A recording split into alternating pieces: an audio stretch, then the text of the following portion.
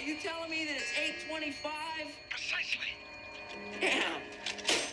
I'm late for school.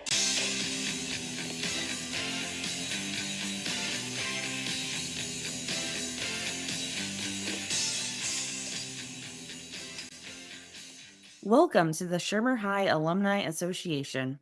I'm Carol. I'm Janine. And I'm Kristen.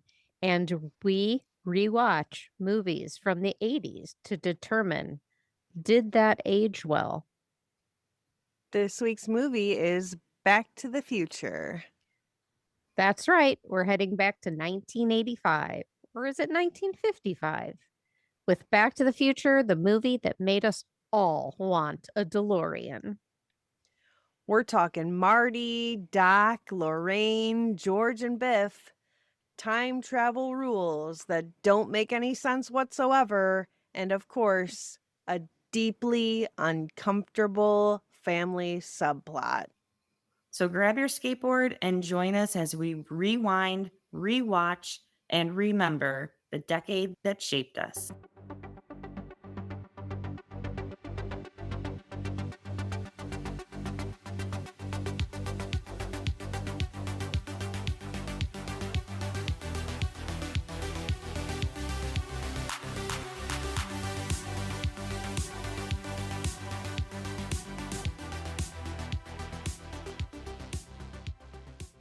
Hey, everybody.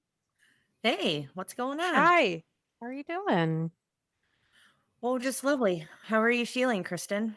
I'm doing okay. Had to have some dental work done this week, which is never fun. You are super old. 100%. Yeah. How about you guys? How's the weather out there? It's beautiful. Gorgeous. Is it? Is it starting to We're- become fall-like yet? No, we're in a drought. Mm. We haven't had rain in over 2 weeks. Yeah, but it's supposed to rain every single day next week. Ew. Ugh. I'm fine with that. I'm not. Yesterday was cloudy, and we were, Oh. and both Alana and I were like, "We can't do this. We can't have cloudy. We can't. It affects our mental health." Oh my Like, God. It really does, though. One day, The weather definitely affects your mood. It That's does. for sure. it's It been does. high 80s, almost 90s all week. Nice. Yeah. Yeah, we're in that state of Cleveland where, you know, you have your sweatshirt on in the morning and then a tank top on in the afternoon. It's our time of the year where we start the winds change. And so the winds of change. the winds have changed. And Yes. so they start to come from the south in the morning, and south of here is Gilroy, and Gilroy is the garlic capital of the world. Of course. And so in the morning, it's off-putting. It's a very off-putting smell if you don't know what it is. And both of the dogs are like, they think food is happening, but it's all you smell outside. It's all you smell, like just for the first few hours in the morning is just garlic fields. Garlic? It's just all garlic. Does that put you in the mood for pasta? No, not at all. Because it doesn't smell like garlic. It's weird. But anyway. Is it like the super potent smell? It's like super concentrated. And it's just funny taking Yeah. the dogs out in the morning because the noses are going like, who's making me food? No one's making Nobody. you food. No, literally nobody. We just switched their food this week. We do, home make their food, but we also supplement now with a freeze dried raw. And Ooh. they are, oh my gosh, they're so happy. They're so Nice. excited. Oh my gosh. That I is love, exciting. I love crock potting dog food. Yeah. Yeah. Like that's always been like, of course they love that, but like the kibble, I just don't like how kibble is made and just, I can't even crush it. It feels like, and I was like, Zoe lost 2 molars in the past 2 weeks. Like me. Just That's like you. so yeah. weird. Yeah. We didn't really know she'd lost them. We found them. Ooh. Yikes. We had taken her to the vet because we knew she was having problems, but by the time we got her to the vet, there were no teeth to look at. Oh, it's a whole thing. So Interesting. Dogs, man. So, like, I didn't want her on the kibble, and the freeze-dried raw has, like, a snap to it, but it's soft. So, Hmm. Oh, yeah. that's cool. So, Excellent. days Happy of our dogs equal- lives here. Yes, Yeah. Happy dogs, happy life. absolutely. Yep, I took my dog to work today. I love Again? that. She's I been love going for that. the last 3 weeks. Good for her. She should get She's- out there, do some things. Is that Yeah, just a Friday thing or? Yeah, so my boss gave me permission to bring her every Friday. And I said, I'm kind of concerned that some of the other guys in the office might get a little weird about it. And so far, everybody's been fine. There's only one attorney in our office that kind of walks by like, there's a dog in the office.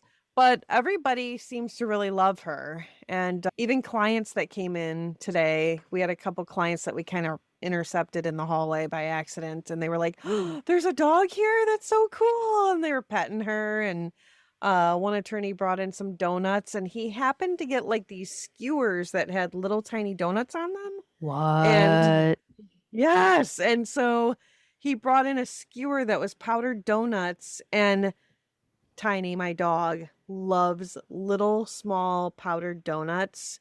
And it was like It's oddly specific. Yes. Oh, yes, she loves them. And so it was cool that he just so happened to bring those in. And I was like, these are her favorite. He's like, yep, I got them for her. So Wow. Stop. yeah, so she got a little, everybody got regular donuts, but then there was just this skewer of little tiny powdered Munchkins? donuts. Yeah, well, he went to this place. This is the funniest part. He went to Maggie's Donuts, and her name is Maggie. Weird. I know. So Maggie's Donuts, which is Tiny's real name, my dog, and he got her the tiny donuts. So I love that. she was very happy. And then she got a piece of chicken from McDonald's for lunch that my other coworker bought her. So she Aw. was happy as could be. And she took a nap in her big fancy dog bed that we have, that she has a work bed. Hmm. And then she had a fan blowing on her, and she was just, Living Happy. the life. yeah, she is so bougie. But yeah, it was great. So bring your dog That's to work. awesome. Bring your dog to work on Fridays. I love that. So we had a dog in this week's movie, Einstein. Yes. I want Einstein. Do you? Yes, I do. Einstein's super adorable. Very smart dog. Yes. And so He's a If- scientist. Einstein is a scientist. Yes. Yes. Yes. And the dog scientist. Dog. This week's movie is a 1980s sci-fi classic where teen Marty McFly is accidentally zapped back into the 1950s by his mad scientist friend, Doc Brown. Armed with only a time-traveling DeLorean and awkward teen energy, Marty must make sure that his young parents fall in love or risk disappearing completely. Oh, and he also has to figure out how to get back to the 80s and save Doc from a very, very bad day.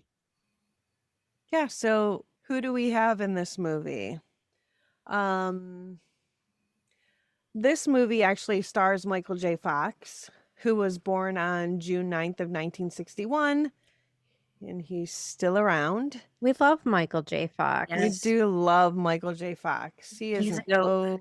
he is an OG goat. And he was not the original Marty McFly. No. He was not. It was Eric Stoltz, who actually had to be fired from the film. Nice. So he was actually born in Alberta, Canada, and at the age of 18, Michael moved to Los Angeles and was offered a few television series roles, but soon they stopped coming, and he was surviving on boxes of macaroni and cheese, which, hey, nothing wrong with that. Then his agent called him and told him that he got the part of Alex P. Keaton on a situation comedy called Family Ties, which is where I think most people remember him from. So that was in 1982. He also starred in the feature films Teen Wolf in 1985, High School USA in 1983, Poison Ivy in 1985, and Back to the Future in 1985. His many awards include 5 Emmys, 4 Golden Globes, 1 Grammy, 2 Screen Actors Guild Awards, and the People's Choice Award.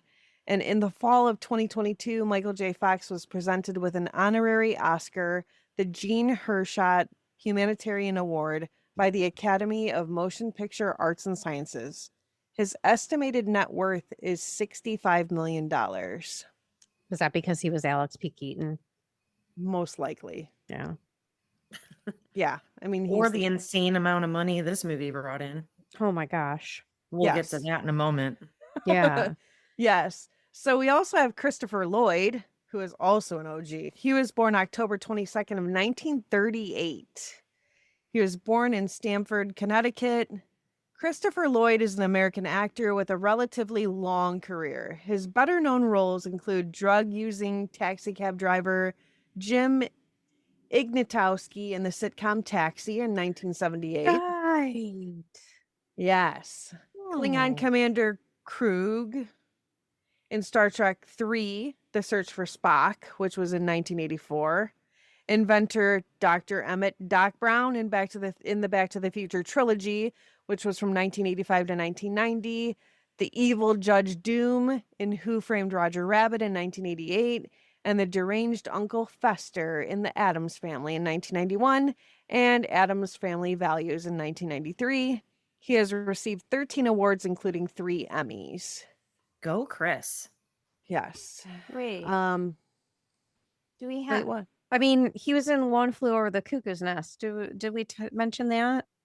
He's been in a lot of stuff. I know, but like been a One Flew Over lot. the Cuckoo's Nest is like a. Classic.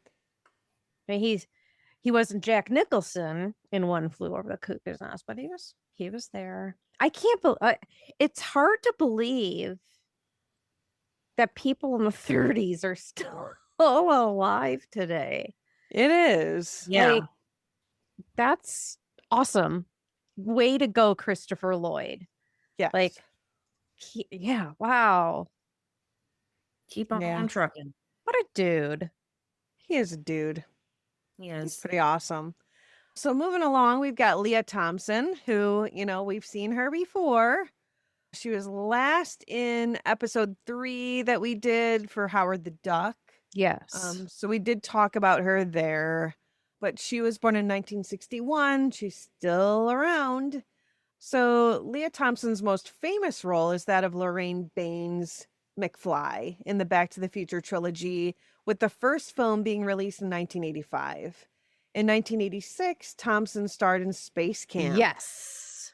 Yes. And Howard the Duck, the Duck. both in the same year. Rounding out film appearances in the late 1980s, Thompson starred in Some Kind of Wonderful, Casual Sex, and The Wizard of Loneliness. Thompson found moderate critical and popular success as the star of the NBC sitcom Caroline in the City from 1995 until 1999. Which is great because we were all graced with her on screen and we just adore Exactly. her. Yes. Exactly. So we also had Crispin Glover. I love that name. I think, and I meant to go pull this before we were recording, my like pregnancy journal from when I was pregnant with Barrett. I'm almost positive Crispin was one of the like 5 names that I had. I think you're Wow. right. Did I? I think, You're right. yeah. I don't remember. I was really drunk around that Carol. time. Yeah. Right. Carol would remember. I also now feel really guilty. I did not have a pregnancy journal. Don't feel guilty. I didn't have a pregnancy journal. I didn't know that was a thing. What? Is it a thing? You still have this journal? I do. It's That's cool. downstairs. I have one for Alana too. Huh. Now I feel I've- inadequate. Me too. Sorry. Whoops. So, Crispin Glover was the son of actress and dancer Betty Glover and actor Bruce Glover. Crispin Hellion Glover was born in New York City and raised in Southern California. He was named after the St. Crispin's Day speech in Shakespeare's Henry V. What if you got to name your kid like Hellion? Like you're a I Hellion. know, you're Well, a that's great. hellion. Huh. His middle name, Hellion, was also used by his father. Crispin picked up his father's trade while still in elementary school. By age 13, he already had an agent scouting out parts. So he appeared in guest spots on the TV show Happy Days in 1974, Hill Street Blues in 81, and Family Ties in 82. He made his big screen debut in the teen hijinks movie in My Tutor in 83. Then he followed up with a supporting role in Friday the 13th, the final chapter, in 1984. So Back to the Future had a really long road to get greenlit. This was written by Robert Zemeckis and Bob Gale. And they wrote this screenplay in 1980. And, the studio just kept rejecting it. They kept trying. There were fights. There were people mad at each other. And the studio basically said to them, like, this isn't raunchy enough. It's not, everything else that's coming out right now with teenagers is all sex, drugs, and rock and roll. And so Because it it wasn't 16 Candles. It wasn't Fast Times at Ridgemont High. It wasn't Porky's. And so I think with the help of their friend, who was their friend, that is their friend, Steven Spielberg, who had started his own label, because the same production house, I don't remember if it was Columbia or Universal, but it wouldn't greenlight ET. So Steven Spielberg kind of started his own gig, and I believe through that they were able to get this greenlit. They knew from the start they wanted Michael J. Fox to play Marty McFly, but he was filming, he was in production with Family Ties at the time, and they had to go to the producers of Family Ties to say, hey, can we work something out where we can get him? And they were basically like, nah, bro, you can't have our guy. And so they ended up casting Eric Stoltz, yada, yada, yada. And partway into filming, they just realized Stoltz was just not the right guy for this role. And they went back to the Family Ties team, and they were able to work something out to get Michael over there to film this. And so that actually raised the budget of this film $4 million, because they had to go back and reshoot a lot of the beginning part of the movie. And so that their budget came in at about $19 million. Hi. But there was a lot going on in the summer of 1985. A lot of movies were coming out. They were originally going to come out in May, but then they pushed it to June, July, and then August. And then everyone got upset that it was going to come out in August, so they pushed it back to July 3rd for the July 4th weekend. And they still weren't even actually really done editing it. So they edited this in 7 weeks. That's Um, nuts. which some critics will say that that's very apparent. I don't know that I agree with that, but so its opening weekend brought in 11.7 million.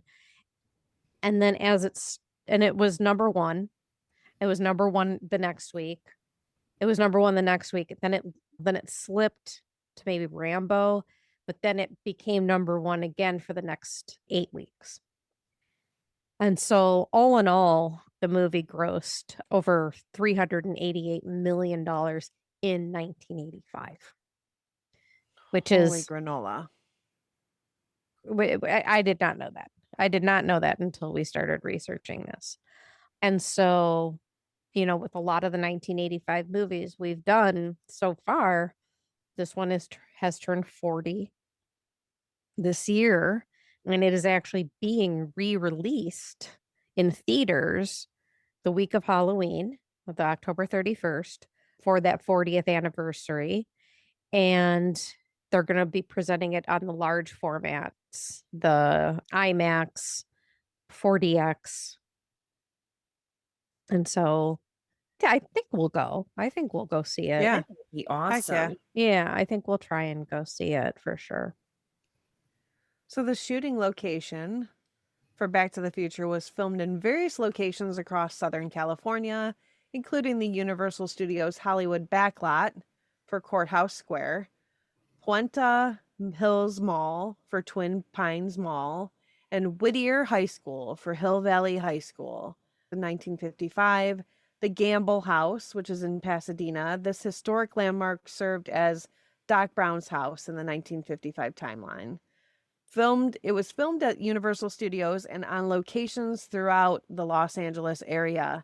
Back to the Future might have operated with normal shooting schedule were it not for one wrinkle. The star of the film, Michael J. Fox, is also the popular star of the hit television series Family Ties, and since he was still actively involved in production on the series, while the Back to the Future cameras began to roll, Fox shuttled between both projects, devoting days to his television show and nights to this film. There was somewhere that I read that his security detail or his handlers would basically just have to carry him into his house at night because he was just so exhausted going between the two. Aw, I know. he should have just stayed at the studio. I know. What a He should have sport. just gotten a pimped out a trailer and Yeah. but he was going between two different studios, and so he had this like handler basically that was getting him between the two, which is like crazy. Wow. Yikes. The critical reception to Back to the Future was pretty off the charts for a 1985 movie, I would think. It has a 93% on the tomato meter, which Wow. I think is our highest to date, Yeah, that's and a 95% on the popcorn meter. wow. So, nuts. which, yeah, I honestly don't think we've done one higher. Our bestie, Pauline Kael, over at the Okay, New York. so now What? notice the one that since we're looking at a screen, look at Eleanor Cater underneath her. Yeah, they're the exact same. Exact same quote, a day apart. How weird. But did Pauline Kael? Well, so hold on. So Eleanor We Cater. have to. This is when they were posted on Right. Well, on Rotten Tomatoes.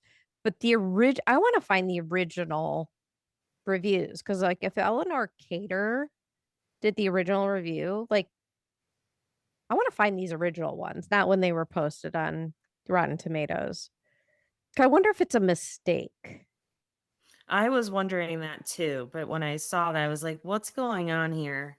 Yeah, But then one has a splat and one has a tomato for the exact same review. well, wait, isn't one a professional review and one is a fan review? No, splat means it's a negative review. Well, the tomato means what? Positive. Like they loved it versus hated it. Which is weird why Pauline Kael's was a tomato. So anyway, so Right. you know what we're talking about. We have two different critics that said the exact same thing, which we'll go and verify, and maybe editing Kristen can pop in here. Editing Kristen here. I did verify that this quote that we're about to read was actually made by Eleanor Ringel Cater from the Atlanta Journal. It was not from Pauline Kael. Carry on. But what pushes Back to the Future over the edge from so to oh no is its willing complicity in the continuing glorification of the 50s. I think, okay, that statement to me completely like it goes around the meaning of the movie. Yes.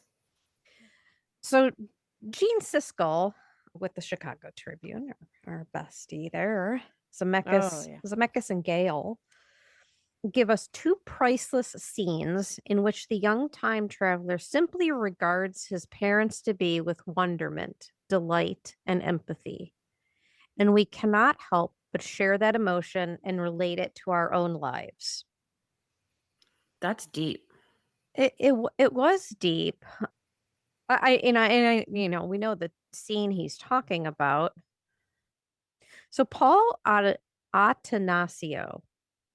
and Gene Siskel argued that while Back to the Future appeared to be everything wrong with youth-targeted films, it successfully subverted expectations by focusing on a relatable narrative with an emotional core and employed irreverent, good-natured humor. I don't understand what everything wrong was. That's what I struggled to understand that. What in this movie, and I know we'll get into it. We're going to start this. We'll dive in here soon, but Atanasio, he criticized some aspect that seemed to be mechanically designed to create the broadest audience appeal. Guy, it just took them 5 years to get greenlit. Like it's interesting, and this is now considered one of like the best movies of all time. Makes So sense. that's what we've got on the critical response to this movie. You ready to jump on in? Let's do it. This episode is brought to you by THK Travel Advisor, your personal partner in stress-free travel planning. Look, anyone can click book now on a website, but when you work with THK Travel, you're not just booking a trip, you're getting a custom itinerary, insider perks, and someone in your corner from start to finish. Whether you're planning a honeymoon in France or Ireland, a once-in-a-lifetime Alaska cruise, or a family getaway to Hawaii or California, they handle all the details so you can focus on making memories. And here's the best part. Their services don't cost more than booking online, but the value you get is so much greater. So if you're ready to travel smarter, visit thktravel.com and click book now to set up your complimentary discovery call. That's thktravel.com, where your next adventure begins. So we open up the movie with a lot of clocks ticking, and I mean a lot of clocks. We pan over to a framed edition of the Hill Valley Telegraph, headlining Brown Mansion Destroyed, and also Brown Estate Sold to Developers. The radio clicks on with a commercial advertising the 1985 Toyotas. Coffee starts brewing with no carafe, so that was interesting. We see a TV news story that Liberian terrorists are to blame for a plutonium theft, which is interesting to start out with, but it all makes sense. We then see a Pee Wee Herman-esque kitchen with machines opening cans and toast automatically burning itself. Marty then enters calling for Doc. He scoots his skateboard away and it hits a nuclear box hidden under a bed. Marty turns on the driver assist knobs to full throttle on the stereo amplifiers that are in Doc's room. He plugs in his guitar next to a speaker twice his size, and as soon as he strums the guitar, he is projected to the other side of the room. Coincidentally, the phone then rings, and Doc is on the line telling Marty to meet him at the Twin Pines Mall at 1:15 a.m., saying that he made a major breakthrough and needs his assistance. Doc tells Marty not to hook up to the amplifier. Well, that's too late. It may have a slight overload. Marty says, I'll keep that in mind. All of the clocks begin chiming again. Doc hears the clocks. He asks what time it is, and Marty says it's 8 o'clock a.m. And Doc says, perfect. They're all exactly 25 minutes slow. Marty then realizes he's late for school, which an interesting side note on the framed newspaper editions is the 1985 version of Doc's home is the garage that Marty and Doc hide the DeLorean in the 1955 home. In the opening scene, an article shows the mansion burned down years before, either for insurance money or due to an explosive experiment. The presence of the commercial development also implies that Doc sold the land surrounding the house for more money to fund his project. This will all make sense later when he says it took many years and his entire family fortune to build the time machine. What do you guys think of this opening scene?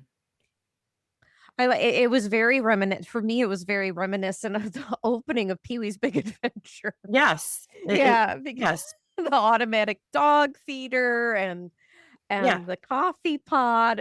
I was like, oh, I've seen this before. But then It was kind of Tim Burton-esque. yeah, and the dog food brand. Oh my gosh, what was it? Was it Alpo? No, Calcan or something like that. And I was like, oh my God, I remember that dog food. And then it's just like dumping that, like that syrupy, like clumps of meat, like product. I don't know. It was like, that was cool. And then when he leaves and he goes to skateboard, he was skateboarding. We always have to look up who's doing the stunts, right? Like he was doing the actual skateboarding, which I thought was cool. The great intro. I loved the part where it was like, oh, they're all exactly 25 minutes slow. Right. I thought Like, it was holy hilarious. shit. I am late for school. Well, once he realizes he's late for school, then Power of Love comes on. Power of Love. Oh, Huey Lewis. Power of Love. So now this combination of him skateboarding to school and Power of Love, neither of you were there, but one Halloween on Lakeland, Mom and I were on the front porch for passing out candy for trick or treat. Yeah. And this kid comes from Delaware on his skateboard, dressed as Marty McFly with a boombox blaring Power of Love. Stop it. Oh my God. I remember it like yesterday. It was That's adorable. It was hilarious. And he wasn't trick-or-treating. He was just cruising down the roads. Well, that's just weird. So that makes me think of this scene because it was very appropriate. Maybe that kid was late to school too, but it was like 8 o'clock at night. Yeah, that's awesome. It was really cool. I bet Mom remembers that too. Anyway, Marty does make his way to school on his skateboard, hitching rides on the tailgates of cars. His girlfriend Jennifer catches him and tells him to go into the school another way or he'll get another tardy. He still gets caught, and the principal says Doc Brown is a real nutcase if Marty continues hanging with him, which this principal should mind his own business on what these kids do outside of school. I understand looking out for them, but whatever, dude, mind your own business.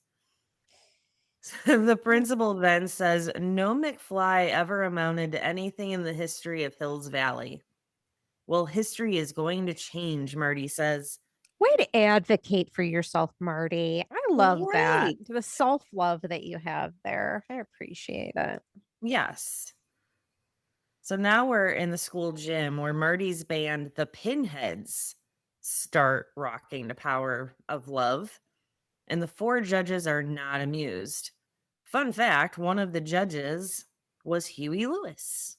I know, it was so cute. It was like all nerdy. And he said there's some note somewhere that I read that, he wanted to be in it, but only if he was uncredited and he could wear a disguise. It was pretty good. I didn't realize that the first time. Pretty good. That was a fun fact. So Huey, as the judge, tells them that they are too darn loud. Marty then feels down about his guitar playing, thinks he's not that good, and his girlfriend Jennifer encourages him to send his tape to the record company. Yeah. While he's talking to his girlfriend, he stares and even moves his head towards this group of girls walking by in front of his girlfriend. Like, what are you doing, dude? That was pretty He's a teenage boy. bold. Yeah. but True, then teenage boy. then she's just smiling But and it was like, also like innocent in a way. Like it still didn't feel gross. You know what I mean? Did it feel gross to you? it was a little creepy, like like disrespectful. So we now have the woman in the background saying, "Save the clock tower." This awesome custom 4x4 Toyota. The Statler Toyota was the dealer right by where they were. And we already heard the radio ad for the Toyotas, and this awesome black pickup truck is flatbedded nearby. Marty's staring at it, and he's dreaming of owning the truck and sleeping under the stars in the truck bed.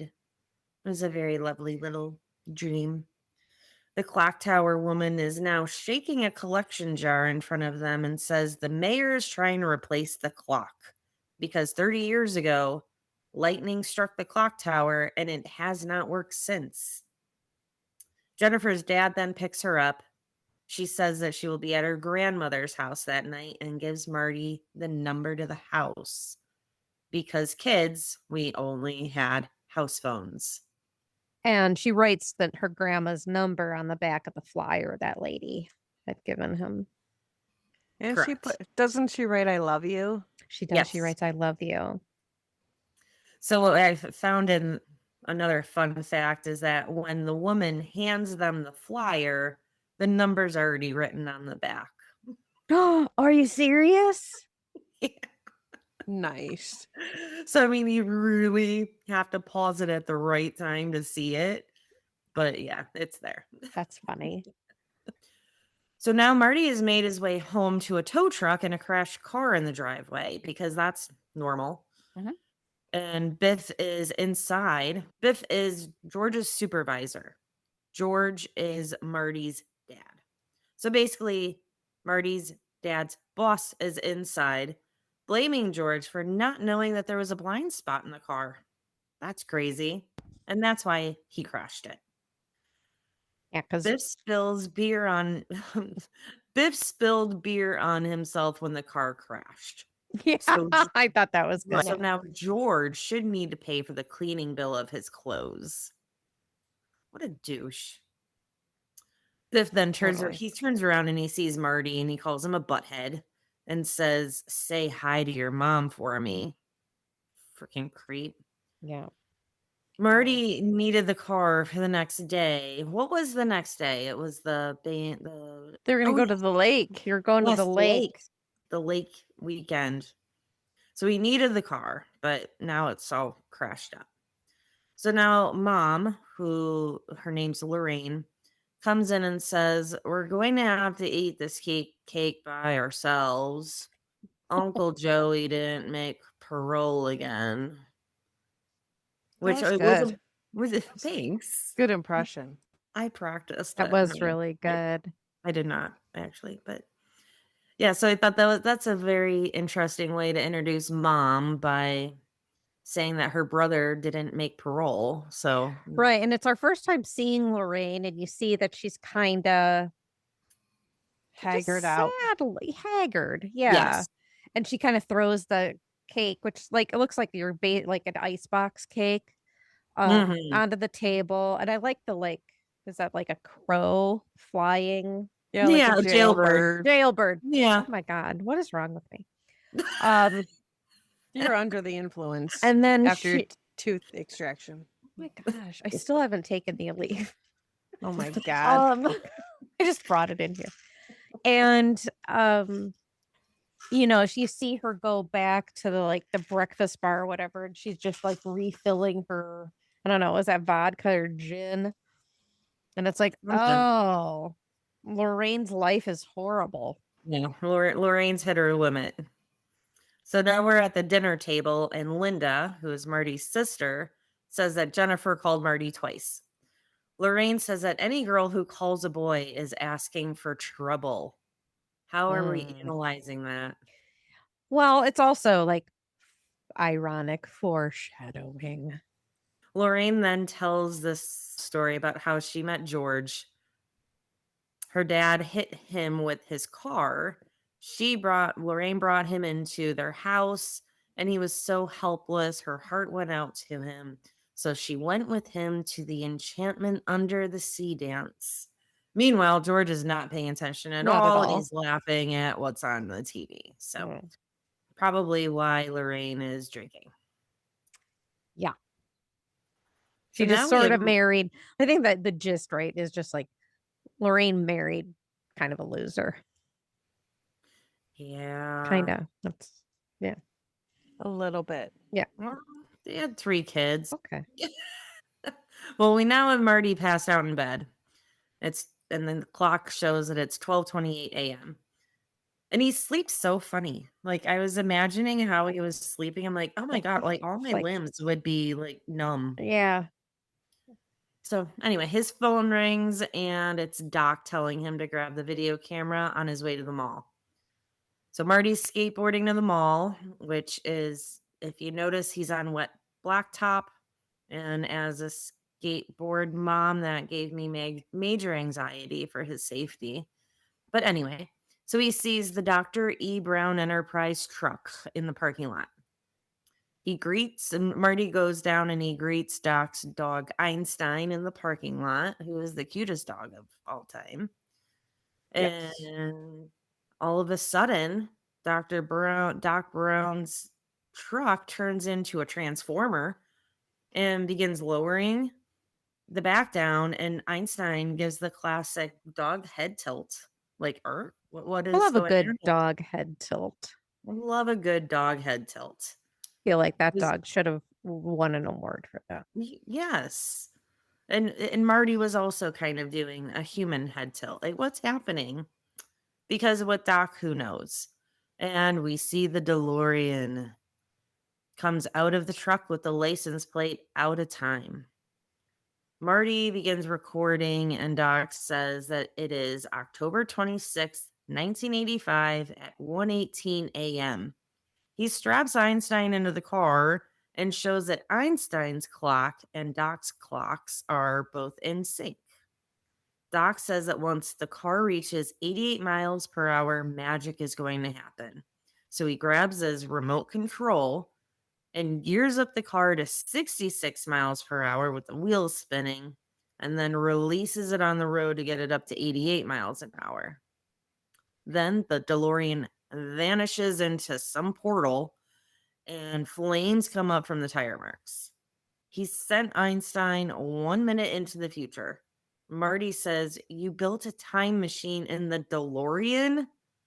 The DeLorean returns looking like absolute shit, and it is damn cold. Yeah, it's like Einstein deep frozen. Yeah. super duper cold. Or I'm sorry, as they say, darn cold. So I know we're all concerned about Einstein, but Einstein's fine. I was concerned because I knew that Einstein would be fine, but I was like, wait, where did this dog go? And is he okay? And his clock is 1 minute behind Doc's. So this is how this works. You turn the time circuit on, and then you input your destination time on the keypad. So Doc puts November 5th, 1955, which was the day Doc invented time travel, according to Doc. This is when he envisioned the flux capacitor. Marty asks if the car runs on regular gas, and Doc says no. It needs something with a little more kick, plutonium. He got it from a group of Liberian nationalists that wanted him to build a bomb, which goes back to the opening scene with the TV news story about the Liberians and the plutonium theft. He took the plutonium and gave them a bomb full of pinball machine parts. Nice. So Doc packs his luggage and asks if the future is cotton underwear. So he's not sure. So he needs to pack what he absolutely must have. Because Which is cotton underwear. Yeah, Right. that's the first thing I would think of. I It could need all be cotton synthetic. underwear. You don't know. You don't know in the future. So It's Doc true. is going 25 years into the future. A car comes down the road and Doc says, "They found me," and thinks it's the Liberians. They Not shoot just any car. a VW bus. Exactly. Pretty awesome. They shoot at Doc and shoot at Marty, and their gun jams and the car stalls. Marty hops in the DeLorean to get away, and the chase ensues in the parking lot.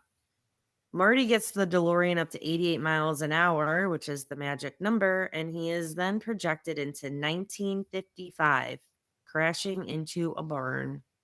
Now we are in 1955, and the family that owns the barn discovers the DeLorean and says it looks like an airplane without wings. And then one of the kids says it's a UFO. Marty comes out in his hazmat suit that he had on at the mall parking lot because they're dealing with plutonium. So they believe that he is from outer space.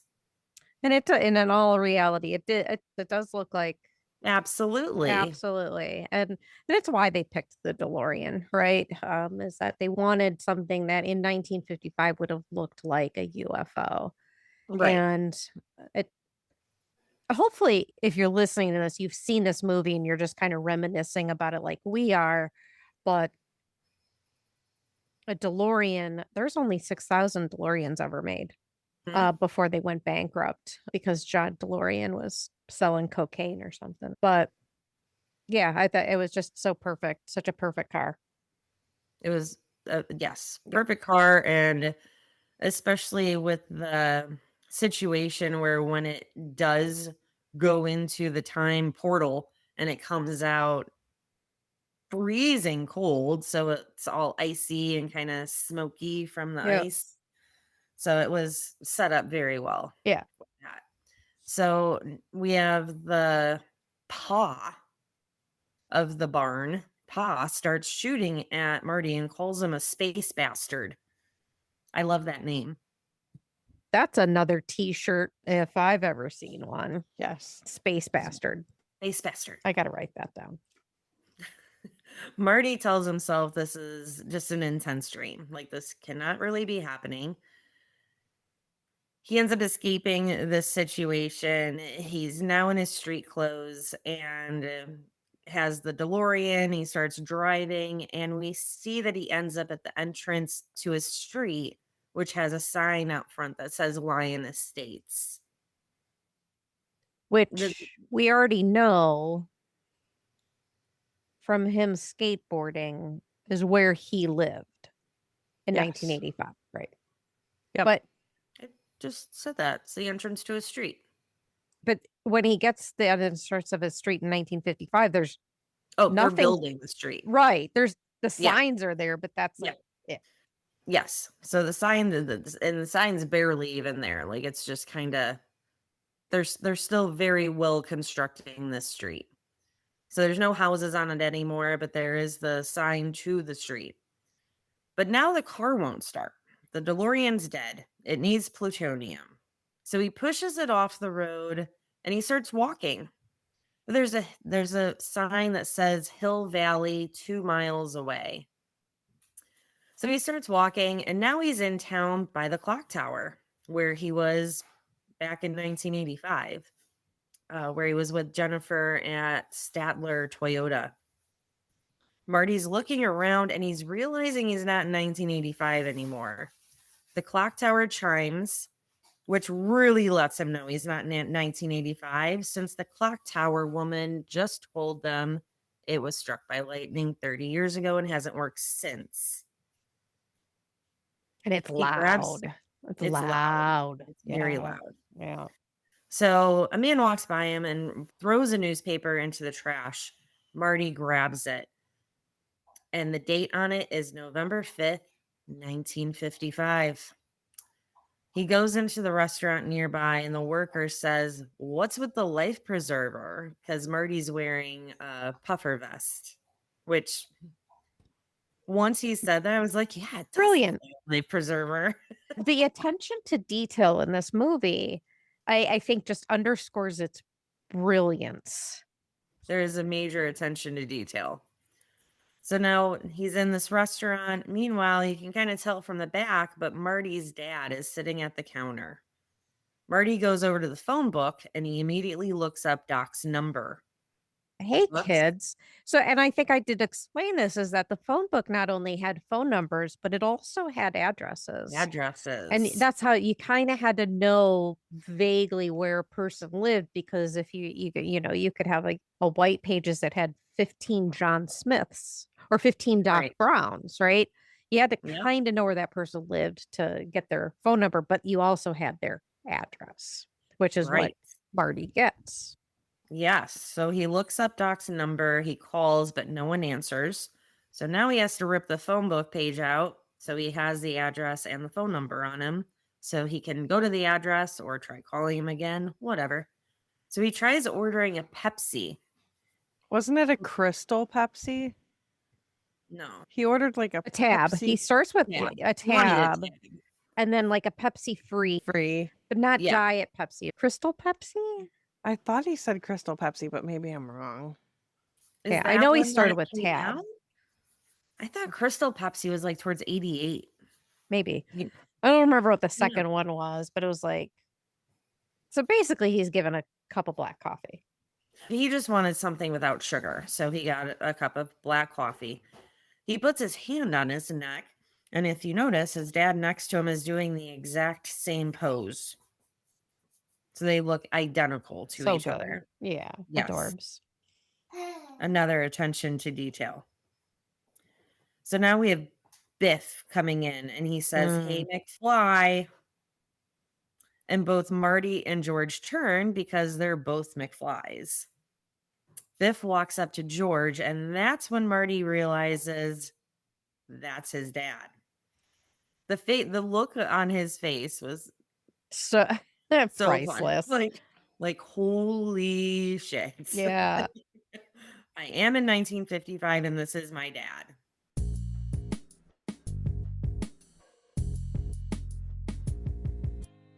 So Biff's being a total bully douchebag to George. And a worker comes out from the back and he tells George not to take that crap from Biff and he's going to make something of himself. Marty then makes a comment saying he's going to be the mayor. You're going to be mayor. Yep. Mayor. That Mayor. You are going to make pretty something out of good. yourself. You're going to be the mayor. Right. So then whoever the guy is working the counter, he says, "A colored mayor, that'll be the day." Which in 1955 is Right. So Right. George, Marty turns around, he sees George riding off on his bike, which reminded me so much of Pee-wee. Yeah. Oh Yeah. boy. It was so cute. So then Marty runs after him. And I'm not really sure, like, what is, so his goal is to get his parents together. So yeah, he needs to keep tabs on George. But he doesn't know that yet. But right. So like, He why doesn't know that. Why was he trying to track him down? That's a good question. I mean, it's his dad, so he was probably like, okay, curious. I'm going to make friends with him and kind of, yeah, he's curious about him. Yeah, like, because he really wants to find Doc. But yeah, that's interesting. But it moves the story along. Yes. But yeah, that's good observation. So Marty runs after him, and he does finally find him in a tree, peeping on a woman changing right in front of a window, which Not just any woman. Well, that's his mom, but Lorraine. It's Lorraine in the window changing. Ladies, do not change in front of an open window. Just don't do it. Don't do that. Especially if you're like full blown just standing there in your bra, like, I mean, moving around, like usually you get changed pretty quickly that like you'd only see like. But then we know Lorraine's got a little forward. Yeah, she's a little forward. Yeah. So she could be doing it on purpose, honestly. She very well could be. So ladies, don't do that. Don't do that. So George falls from the tree and he is now in the street, and a car is driving up, which aligns with Lorraine's story back in 1985 of how she met George. She said that her dad ran George over. So George is now in 1955 in the street, and Marty sees that he's in danger, but he goes over and he pushes his dad out of the way so he doesn't get run over. And in turn, Marty gets run over. So now the storyline is changing. So they take Marty inside. And we now see him waking up 9 hours later, according to Lorraine, who is helping him.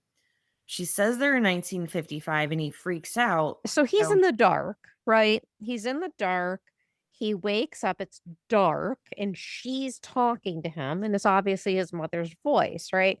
So he's thinking he's had some really bad dream Yeah, and Yada, then he's yada, just yada. at home and he fell until asleep she and his turns the light on, and that's why he realizes like that's my mom, but that's not my mom, Mhm.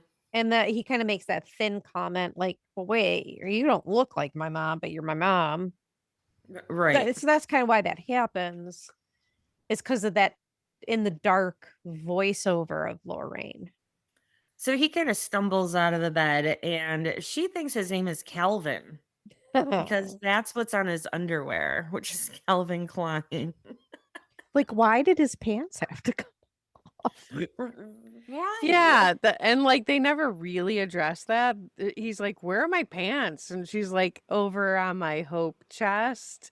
And then like when the mom calls her, she's like, "Put your pants back on." And I'm like, What happened here? Why did she take his pants off? And she says, I've never seen purple underwear before. Yeah. So whatever happened here is a little questionable. Definitely questionable. Yes. So he's wearing Calvin Klein underwear. She thinks his name is Calvin. And he says people call him Marty. Lorraine's mom, who is Marty's grandma, thinks that he's a sailor because he's wearing a life preserver. So this comes back up again, which I think is still hilarious. And Marty is then introduced to the whole family, where he meets his Uncle Joey as a baby. And Marty then tells him, get used to these bars because he's sitting in a crib. Which that was funny. That was It was Yeah. funny.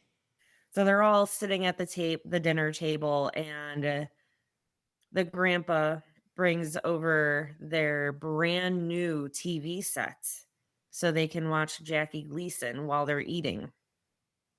Stella is there and she wants to call Marty's mother. But he says that no one is home. She just wants to let his mom know that he's okay. But he plays it off saying no one's home. So that gives Lorraine the idea to suggest that Marty spend the night since his parents aren't home and he can sleep in her room. Ugh. What the hell, What? Lorraine? Like, what? Who- What? So I'm sorry. How old is she at this moment? 17? Yeah, she's got to be like 17. Can you see yourselves asking mom and dad to just let a boy sleep in your room? No, and especially in 1955, like Right. girls Why weren't would even you- like Could you even say that to your parents in 1955? no, I would think that like I don't even think you were allowed to talk about boys Yeah. in 1955, let alone even have them in your house, or the fact that like he was laying in a Her bed bed. in her room. Like, yeah, and there's no way that would have happened.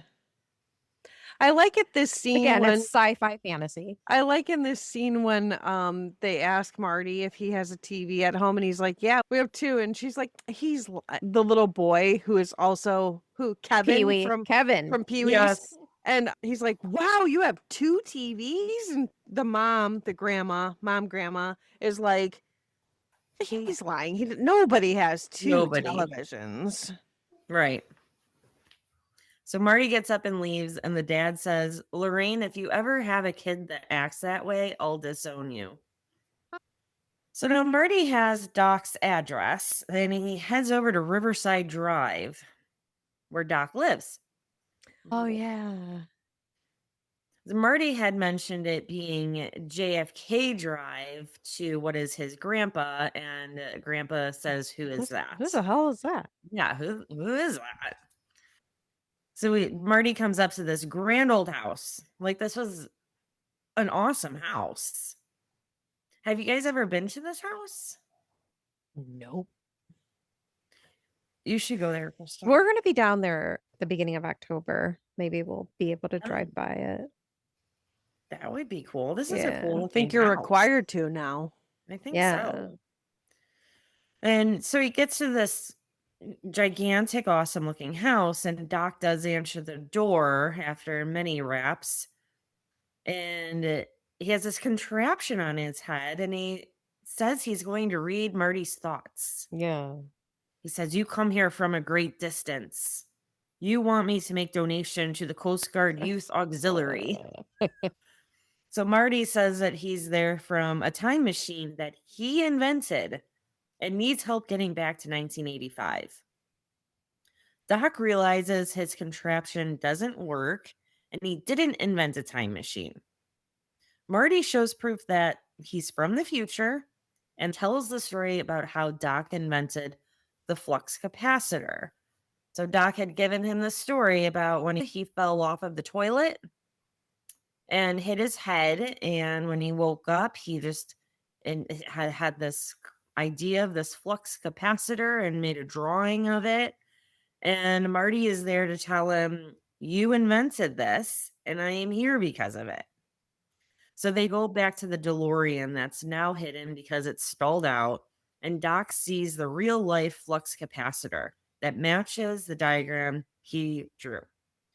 Marty has the video on his VHS recorder from the parking lot where they sent Einstein 1 minute into the future.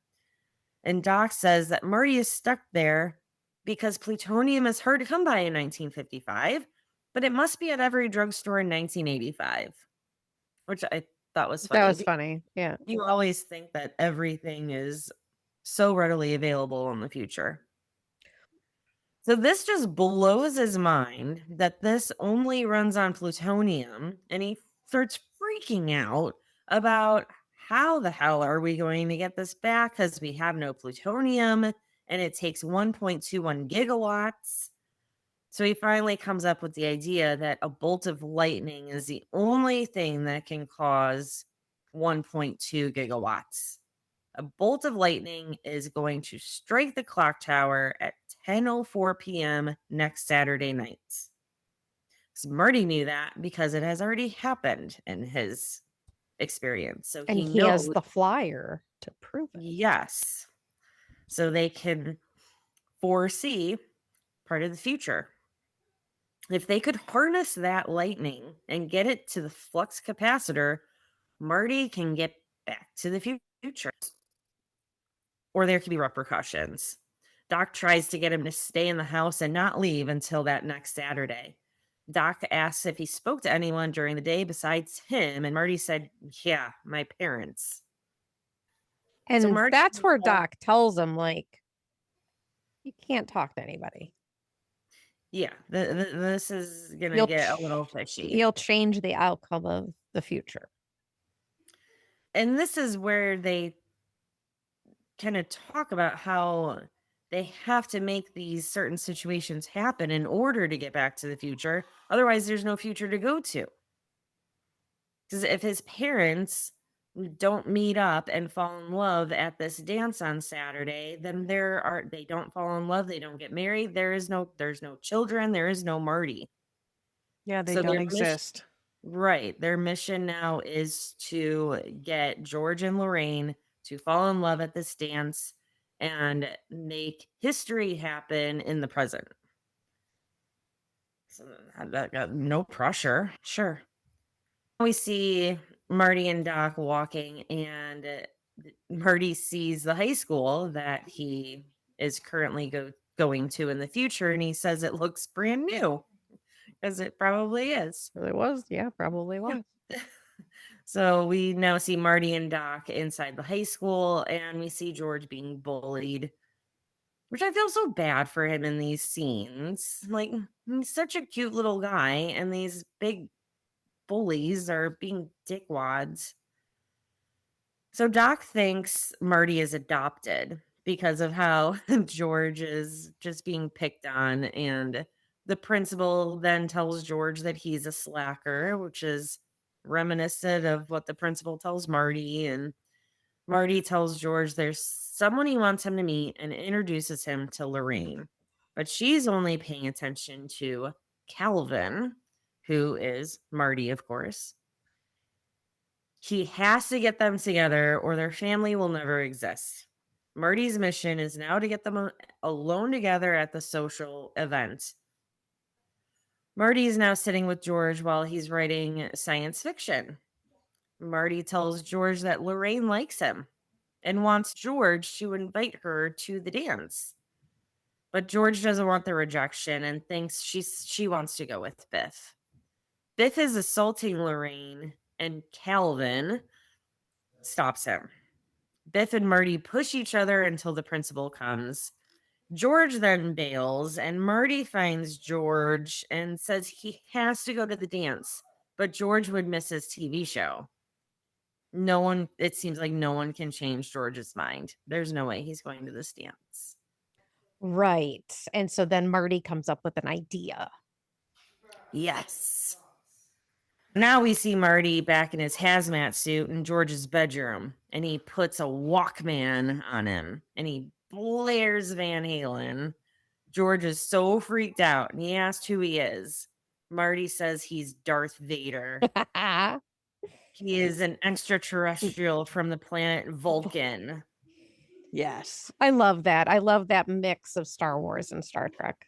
Yes. Yeah. It was a short scene, but it was just so funny. Yeah. Very good. And it had to happen. Like, he had to scare the shit out of him somehow. So now we see George running up to Marty the next day, all happy. And he asks for Marty's help in asking Lorraine out because he doesn't know how to do it. His brain was threatened to be melted by Darth Vader if he doesn't do it. Yes. Marty says under his breath, "It's a wonder I was even born." Seriously. Facts. So they go into the restaurant and George asks for chocolate milk. He saunters over to Lorraine and says he's her destiny. Density. Density. My caption said destiny. He does not Well, say it correctly. He's supposed to he's- say destiny, but And it he comes keeps saying- out density. He keeps saying, Density. you're my density. Yeah. Oh my gosh. That's funny. I did not catch that part. Well, now, of course, Biff has to come in and he fucks everything up. Marty punches Biff. A fight ensues. Lorraine says that Calvin Klein is a dream. He takes a kid's skateboard and a chase ensues with Biff and his boys to the Star Wars theme. Of course, Marty wins. Biff's car runs into a manure truck and now is covered in horse shit. Which is fantastic. Yes, this whole scene was very reminiscent of the Grease 2 Who's That Guy bowling alley scene. 'Cause Lorraine is outside of the restaurant and the girls are saying, "Who is that? Who's that guy? Who's that guy?" Who's that guy? Well, instead of a motorcycle, Marty's on a skateboard. Yeah. And yeah. So now we're back at Doc's. And Doc is watching the tape from 1985. Doc has a model of how to get the lightning into the flux capacitor, which was a very excellent model for apparently only being built within like a day or so. Right? Yeah, he's amazing. Like, even a 3D printer can't do that in that amount of time. So now Lorraine shows up at Doc's. They have to cover the DeLorean, otherwise she's going to be like, "What the fuck?" And he's kind of like, how did you find me here? Yeah. She's a stalker. And she's like, I follow. So she asks Marty to ask her to the dance. And he says no one has asked you because he thought George had already asked her. Nope. George dropped the ball. And he asks that. He says, like, hey, then George, Sure. and she's like, he's kind of cute and all. But she thinks that a man should be strong and that he could stand up for himself and protect women. Does she say that? Yes. Yep. Woo! Yeah, she's very detailed on how a man should be. Which is very interesting now that we're thinking about it. Like, that is how original Lorraine felt. Right? Yeah. Right. And you go back to original Lorraine at the beginning of the movie and you sort of see why she's like that. Yes. I'm just putting that depth of this there. Her future husband, he's not quite standing up to the plate. So we're now with George, and Marty convinces him that she wants to go with George, but he's going to have to come and rescue her from Marty from taking advantage of her. So they come up with this whole plan, which is getting onto my kind of cringe scale. Yeah. That we'll discuss, that he is making a plan to take advantage of his mother so his dad can come be the superhero. I feel like there could have been a different plan. I feel that as well. Something, like the taking advantage of her part, it could have been something else. What, Yeah. I'm not exactly sure at the moment, but something. So George, the plan is for George to come say, hey, you, get your damn hands off of her. And George says, do we really have to swear, Marty? And he says, yes, you have to swear. And then they will live happily ever after. But George is scared, and Marty tells him to have self-confidence and he can accomplish anything. Just what Jennifer told him, which is so cute.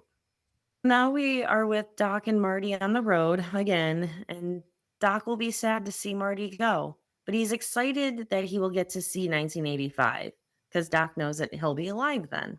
So he knows he's going to be alive in 30 years. So that's heartwarming. So Very Marty, exciting. Yeah, it that's is a plus. exciting. Yeah. Yeah. Oh, great. I'm not dying tomorrow. I will see you in 30 years. So Marty writes Doc a letter explaining that he will be shot by terrorists and to take measures to prevent that. Doc goes on this tangent about how he does not want to know what happens in the future. He feels like that's a bad omen of sorts, it seems. He does not want to know what he is in for. So instead, Marty writes him a note and tells him to make better decisions, perhaps. So now we're at the dance. We're at the Enchanted Under the Sea dance. And everyone's having a jolly good time. Marty pulls up with Lorraine and asks if she minds if they park for a while. She says she's almost 18. It's not like she's never parked before. What a Gross. Yeah. Yeah.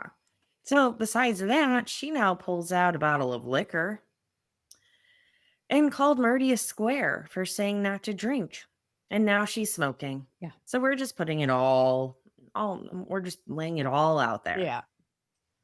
So much to his dismay, she just attacks Marty and starts kissing him.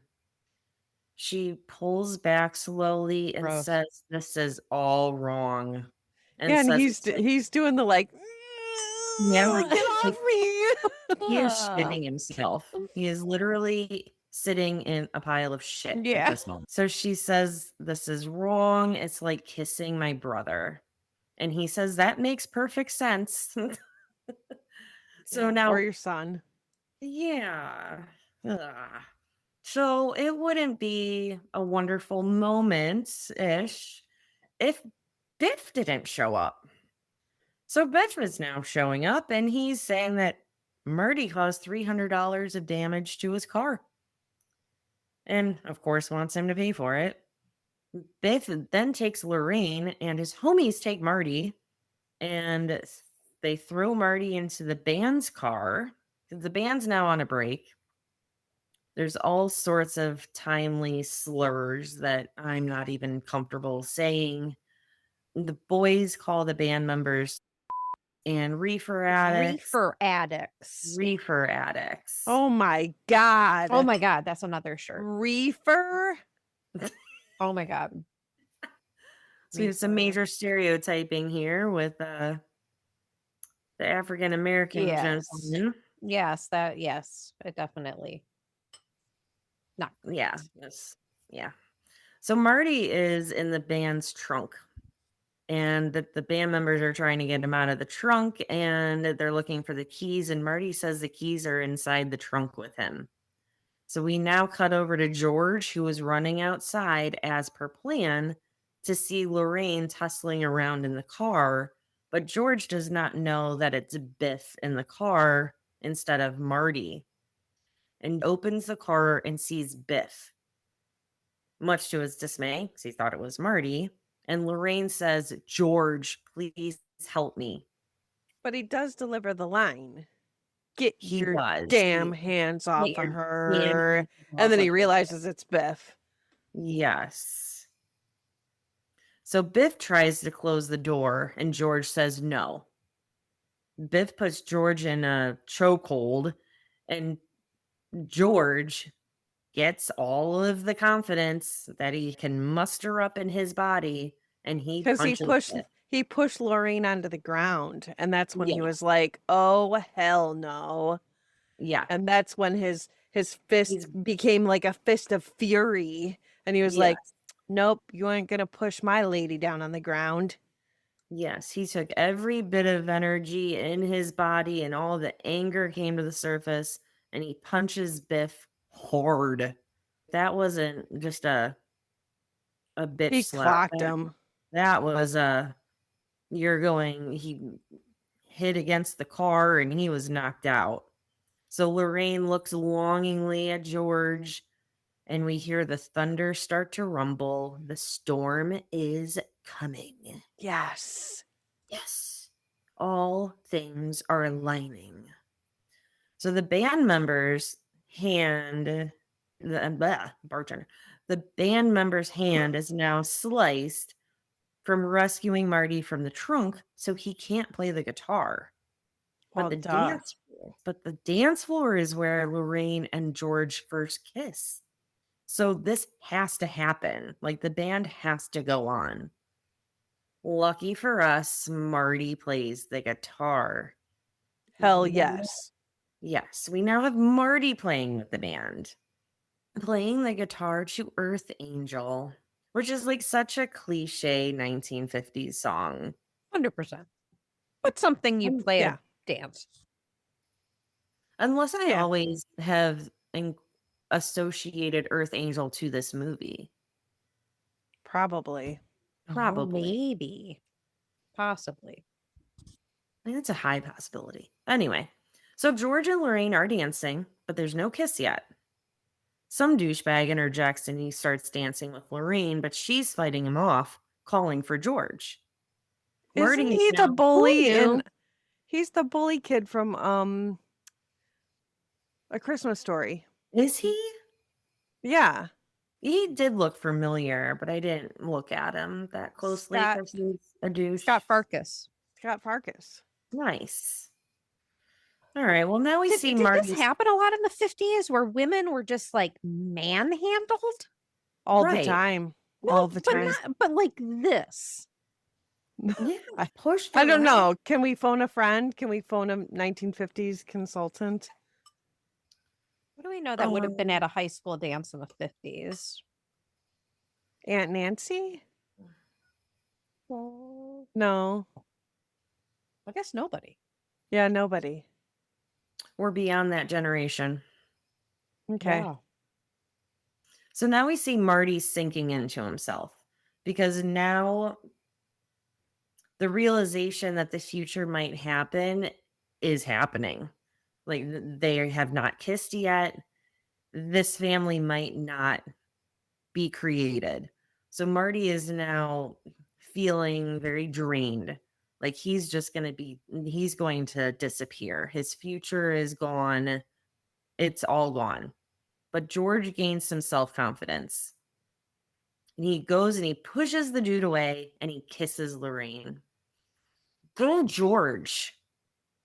I loved this. Like in the span of like a half hour, he gained so much confidence in himself and he got the girl. So now Marty comes back to life because his parents have kissed and it can only go up from here. The mission And that is seems kind of funny because he just sort of like springs back into like Yeah. place, like boing. Yeah, he's just like a sunflower. Yes, a it's small it's so cute. It's funny. It is cute. So now for the song that really cooks, as they say, Marty plays Johnny Be Good with a voice that is 100% not his. Yeah, that's hilarious. So you're like, wait, what? Totally not him. Nope. Even if you don't know Michael J. Fox, it just doesn't match his voice whatsoever. But the voice was actually Mark Campbell from some band I had never heard of. So now Marvin Berry calls his cousin. He was one of the band members. He calls his cousin, who must be a producer or something, His and lets him cousin listen. Chuck Berry. No, Yeah. it was Marvin. Oh, was No. it Chuck Berry? Yeah, was he Marvin Berry calls Chuck Berry. calling Chuck Berry. Oh, I didn't hear him say Chuck. That makes sense. Okay. So he has Chuck Berry listen to Marty playing a new sound. Lorraine now finds Marty and says that George asked to take her home. And Marty says he has to go, but it's been educational. So this is like their parting of ways, that Lorraine now has a new dude. She's going to let go of Calvin. Calvin has to go. He's going to go back to where he came from. George thanks Marty for his good advice, and Marty tells him good luck. And if they have kids one day, and one of them sets fire to the living room rug, go easy on him. That's some great That's advice. some sound parenting advice. And they're It all like is. embarrassed, like, wait, what? We're gonna have kids? What? Why would we have Right. kids?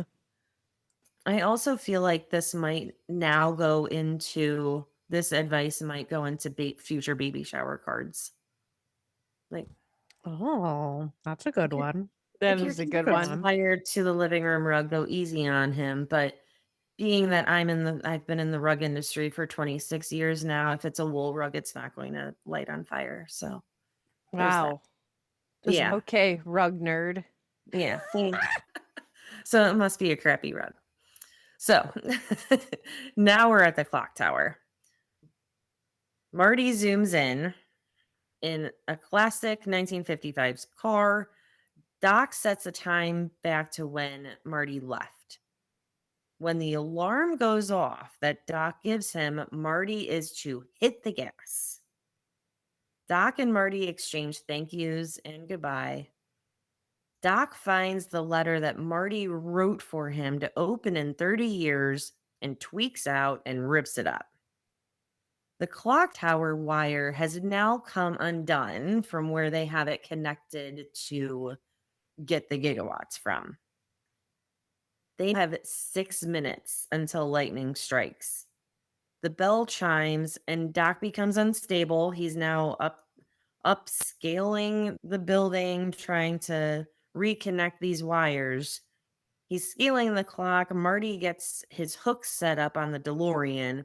Everything is ready to go, according to Marty. He doesn't realize that Doc is still hanging from the top of the building. And the DeLorean dies. All hell has broken loose, and Doc's pants are ripping from the connector. Marty's alarm is going off, and it's time to roll. The car magically starts somehow, and he's off, but we're not connected yet. Of course, I mean, It's very stressful. It's super stressful. Very and stressful. Yeah. And how else do you get from the top of the building to the bottom where it has disconnected from another area, but zip line down? Right, I mean, because you have those supplies on you. duh. Right. Yeah. You just zip line down a metal wire Yeah. and you connect your wire back, and someone's coming at you at almost 88 miles an hour. Totally normal. That's fine. But Yeah, he and does. He gets it connected, and the DeLorean comes by, and boom, lightning strikes. Marty has gone back to the future. And when Doc connects those wires, like the second set that comes apart, like the lightning actually like hits his hands and he kind of Yeah. like jolts back. And I'm like, how did he survive that? Right. 101.21 gigawatts of lightning. Yeah. Yeah. And he's just like, fine. It's equivalent to plutonium, and this man survived a lightning strike of it. It's fine. Yeah. No big deal. Yeah, that's fine. So now we're back in 1985, and we're back at the clock tower. It's 1:24 a.m., so Marty can go warn Doc of what's to come and how to avoid it. He rushes over to the mall parking lot, and he sees the Libyans' van, their awesome VW van, heading towards the mall parking lot, but he's too late, and he rewatches what happened to him with the shootout, shooting Doc, shooting at Marty hopping into the DeLorean. But now Marty can go help Doc because he thinks he's dead, but he's not. Doc rises, and he's wearing a bulletproof vest. And Doc has the letter from 1955 that Marty wrote him. He's smarter than we give him credit for. Super smart. But didn't we see him physically rip up the letter? But he rips it up and Look then he puts it in his pocket. Oh, so he like He tapes taped it it back together. He taped it back together. Well, look So at that. he second He had guessed the it. warning. And he was He- like, you know what? Maybe I should tape this back together again and read it. Yeah. So he had the warning that these terrorists were going to shoot him. And Yeah. he wore a bulletproof vest. Good job. Yeah. So now, now that Doc's alive, everything is all good. Doc drives Marty home and says he's going to go ahead 30 years to October 21st, 2015. It's now 10:28 a.m. And And so Marty- that is the actual official Back to the Future day. It's Yes. October. Yeah. That's where he goes to. Yeah. Even though why is the 40th anniversary Halloween? It didn't come out on Halloween. It didn't. I don't know why they're doing it that week. I don't know if that's just how the theaters were able to do it. Or maybe that's just where like the weekend falls. Yeah. Yeah. It's just most likely a scheduling thing. Maybe it's a slow movie going week. They need Yeah. something to bring people in. So now we're in our final scene, and it's 10:28 a.m. and Marty is waking up from a nightmare, what he thinks was a nightmare. He goes down and he sees his family. What's cool about this scene is that he comes out of his room and he realizes that like everybody's not a loser anymore. Like his sister is dressed nice, his brother's wearing a suit, Going and the house is all decorated really nice. And then the parents come Mom is in happy. and like mom's happy. She looks thin. She's got a nice outfit on. And George just looks like the dude. Right. Like he is pimped Yeah. out. And he yeah. like goosey butts her and Yeah, he like squeezes the cheeks and he's just like, hell yeah, I'm awesome. And like they're in love again. And so it's like he went back to the future and it made everything all better. So this is where I feel this ending is rushed because I'm not aligning time frames. Are they in 1985 and just have a different life? yes, Yes, the But what trajectory of their changed? life changed because he went back to the future and he kind of changed some stuff. because George fought Biff. George came into his power with Biff. And that Okay. changed the trajectory of George's Right. life. He became the hero to He's not the Lorraine as bully. opposed to the victim who got hit Right. by a car. Okay. I guess by about almost 2 hours in, I was just like, huh? I really didn't read into it that deep, but that makes total sense. I love that. Yes. I love Yeah. that for George. Yeah. Marty says the car is wrecked and they freak out. They're like, what? The car's not wrecked. They go outside and Biff is outside detailing a BMW. Biff looks Not like garbage. He's Yeah. not doing a good job at all. And a package arrives, and it's George's first novel. Exciting. A science fiction novel. A science is. fiction novel, which is What's- awesome. So now Marty is handed the keys to his black Toyota pickup truck, his dream car, and his Yes. girlfriend Jennifer shows up. Doc now flies into the driveway in the DeLorean and says Marty and Jennifer have to go with him because something has to be done about their kids. Now, you notice that Doc now just needs like compostable items to feed the DeLorean. He no longer needs Yes. plutonium. He's very earth friendly now. Very Yes. earth friendly. I'm very glad he got off the plutonium. Yes, because that's not very safe for the Yeah, no. environment. No. He must have That's- switched that thing. He can use recyclable material now. And I like how Marty and Jennifer don't even question the fact that they end up being married and having kids. They're just like, oh, okay, that checks out. Yeah, that makes sense. Let's go see what we need to remedy. Where we're going, we don't need roads. Yeah. And then now it's obvious that the DeLorean can fly. Yes.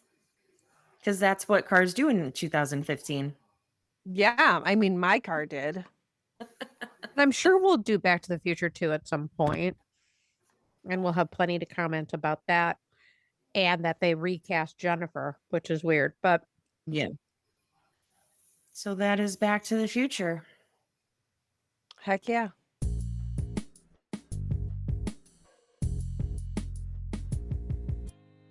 Is it everything you dreamed of and more and what you remember? When I like the very beginning of the movie, I'm like, I don't remember this. Like the very beginning of the movie. And I was like, did I miss like the beginning when I was a kid? But yes, it is what I remember. I felt like I don't really need to rewatch this. I've watched it 800 million times. But no, I really did need to rewatch it because there was a lot of stuff that I didn't really remember, like little tidbits of the movie. But yeah, I enjoyed it. We talk What's your about my cringe- my What's cringe. your cringe fail? Yeah, there's definitely some cringe in this. You know, again, we have to hit on the fact that besides the fact that this is his mother, that that whole storyline is kind of weird, that, you know, he goes back to the future and then his mom ends up, you know, coming on to him, and then they do kiss, and like, you know, he doesn't have pants on in her bedroom, and like, we don't know what really happened there. But I think the thing that really sticks out is like a huge red flag is, you know, the whole scene with the band members and how that whole thing was treated, and, you know, what they say in that scene. but they're saying that's in that scene as 1955, I not know. 1985. I get it. I get that. And I understand that. I don't know that nowadays, if you're portraying a 1955 movie, I don't know if you would use that language. You would absolutely Yeah. would, because that was the language that was used at that time. You would not whitewash that. Yeah, you have That's just like to be presidents. realistic. Yeah, that's Yeah. kind of like presidents I who know. are trying to erase slavery monuments. You're Well- just whitewashing history. Nobody would do that. No, nobody would do that. But Um, yeah, I mean, I understand that is how it was back in the 50s. I get that. It's a little jarring to hear it. And it just because it did happen doesn't mean I like it. So that I don't really. The Libyans, that we just assume that Libyans are people who would be terrorists. I don't know. I think somebody else could have been somebody who was giving him plutonium. That would kind of screw up the story. But, on a cringe meter, I would say somewhere between kinda and totally. I mean, it's got little bits of cringe, but not something that you'd be like, holy crap, I would never watch this again. I think the only reason why I would give it almost a totally is just the whole relationship between Marty and his mom. That is just like, I think we could have written it a little differently. But as far as like rewatch, if it came on a Saturday, I'd probably catch bits and pieces of it. I'm not going to be like, I want to sit down and watch this whole movie. I will say that I did go to the Broadway musical of Back to the Future, which was really unbelievably amazing. I don't think that Kristen or Carol have seen the Broadway version of it, but it was so good. It was just like, I mean, the way that they put this all together and the DeLorean and how they had it flying on the stage and just, oh my God, it was so good. So good. It's coming So here, so maybe we'll go see it. you need to, because Yeah. it is really worth every penny to see it. We were actually blown away by how good it was. It's on a cruise ship now. I don't remember which one. I think it's on Star of the Seas with Royal Caribbean, and it's the full production. Oh, wow. I know. Does that make you want to go on a Nice. cruise? Yeah. Okay. Thanks for the invite. You're welcome. For the non-existent cruise we're going on? Yeah, the cruise Yeah, that we cool. just made up that we're going on. Yep. Yes. The DeLorean cruise? Ooh, I think the it would be DeLorean fun. I think we'd cruise. have a good time. Yeah, we just need to win the lottery. As a mainstream science fiction comedy movie, it's everything that I remember. And I think it is a wonderful movie. I think it is a great movie. I think that the writers were correct in that no one besides Michael J. Fox could have been the right Marty McFly. I think the things that do rank on cringe, so I'm going to rank it not really, because I think that what happened in the movie happened for a reason. Marty saving his father from being hit by the car started the whole trajectory in making George, a more empowered person. So everything happened for a reason. So the piece with, Lorraine and Marty, while weird, didn't go past a line in my mind. It was like, oh, that's so weird, funny, but it never crossed a line, I don't think. And you can tell that, and I know they did a lot of audience testing on this, and they needed to make Lorraine be the one to go away from Marty, that he was not participating in her advancements of him. He was not, and that's why she's like, oh my God, this is like kissing my brother. And so they stopped whatever could have gone past the line. It could have been wrong. It could have gotten raunchy. It could have befallen itself to some other realm of inappropriateness. And because there was a lot of inappropriateness in movies at that time, and they could have succumbed to something and they didn't. I think that the Libyans, if you go back to the 80s and you go back to the mid 80s or even the early 80s in the Reagan era, they're just they're doing this. I wouldn't say it's political, but it's not political. But you had a lot of Libyan attacks against, Greece and Germany. And so that was a hot topic at that time. So I don't find it to be, against Libyans at that today, obviously. But at that time, it was part of the news cycle. Other than that, like, I can see why so much IP has come out of this movie.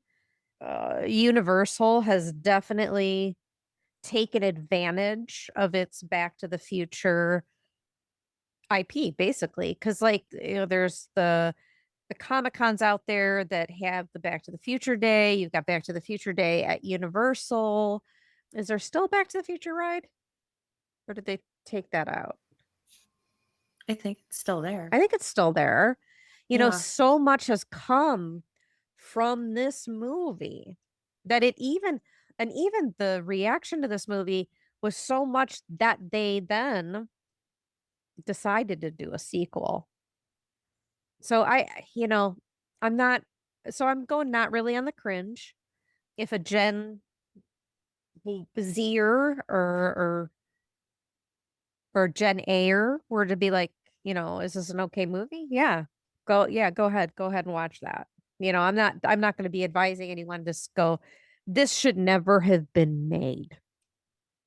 Flowers in the attic.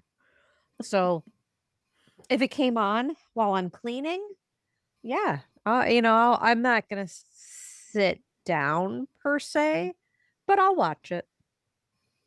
Good stuff. Thanks. Well, my synopsis is kind of a blend of both of yours. I did find many of the parts very cringy out of concept, even though it didn't become reality, with Lorraine and Marty and the taking advantage of and the kiss and the pantsless Marty in her bedroom and her wanting him to stay over. But then the other situations were time appropriate. I mean, we cringe because we would never say anything like that in this day, but in that day it happened, and that's how it should have been portrayed. You can't distort history like that. Right. Which then makes you wonder, 30 years from now, if a concept like this were to be made, and kids in 2055 are going to look back at what's going on in 2025 and they're going to cringe. You took 2025 and went back to 1995, right? Right. Oh, Right. It's just the reality of the world at that time, unfortunately, but we deal with it. So for me, on the cringe level, it's in the kind of range. There were a couple of situations where I literally cringed, but not to the point of I wouldn't let a kid watch it. It was just more so the mind manipulation of what could be. That really didn't happen. So if it was on TV on a weekend, I probably would not watch it, just because there's so much to it and I've already seen it. So I probably, this was one of those movies that I would have to actually sit down and watch in its entirety, because there aren't all that many scenes. You're like, oh, this really good scene is coming up. To me, it's all just one continuous scene, and nothing in particular really stands out to me of, oh, wait a couple of minutes and this is going to come on and we have to see it. I would sit down and watch it in its entirety, but probably not have it on in the background. Excellent. All right. Thanks for joining us today at the Shermer High Alumni Association. If you had as much fun as we did, hit that follow, leave a review, and share this episode with your fellow 80s movie lovers. And until next time, be kind and don't forget to rewind. Bye. Bye. Bye.